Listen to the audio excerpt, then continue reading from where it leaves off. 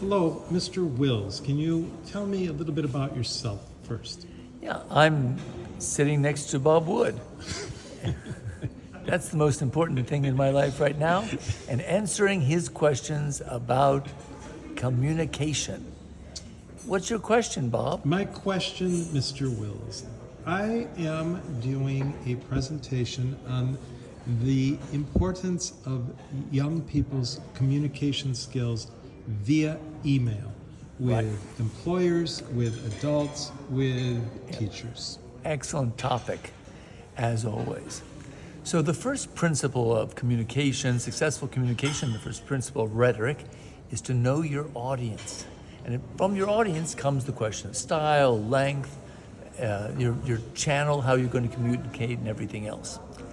And if you're talking about audiences that don't know you well or don't know you at all, then we have to realize that we don't have as much information. When we're writing to friends we already know, we can skip lots of words and things. But when we're communicating with strangers or people we don't know well, and sometimes in a formal setting, then we have to go back to the tradition that we have of correspondence and what was well developed for many years and centuries in the handwritten or typed format.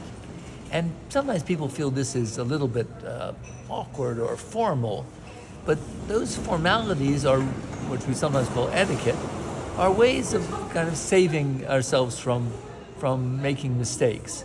Just like when I, just walk up to someone I don't know and say, "Hey, what a great day! Are you having fun?" And then find out they've just come from a funeral. This could be a problem. So we have conventions, like we say, "Good afternoon. It's a pleasure to meet you." We don't get too immediately personal and intense. And so the same thing with learning to write emails. We need to maintain a certain amount of cautious respect. We want to write because our audience might not know us so well. We can't assume that they'll get our jokes, so that our little shorthand will be clear. No. So we're going to write in full sentences. We're going to write using conventions. Dear Mr. Wood, it is a pleasure to have this chance to tell you about our new program in English at the Ukrainian Catholic University. As you probably know, Ukrainian Catholic University is one of the finest educational institutions in Eastern Europe, period. Accordingly, we are grateful. So some of these things seem like cliches. They don't seem very personal. That is okay. Don't worry. The goal is, often with dealing with strangers, not to make mistakes.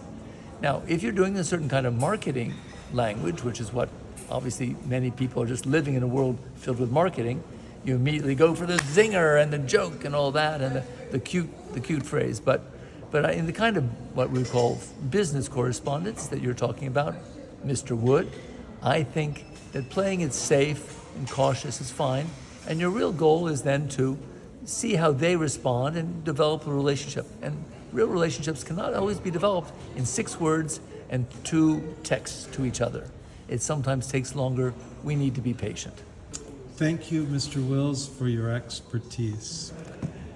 I have been involved with the correspondence and communication world for many years, so it's a pleasure on my behalf to be able to thank you for this conversation.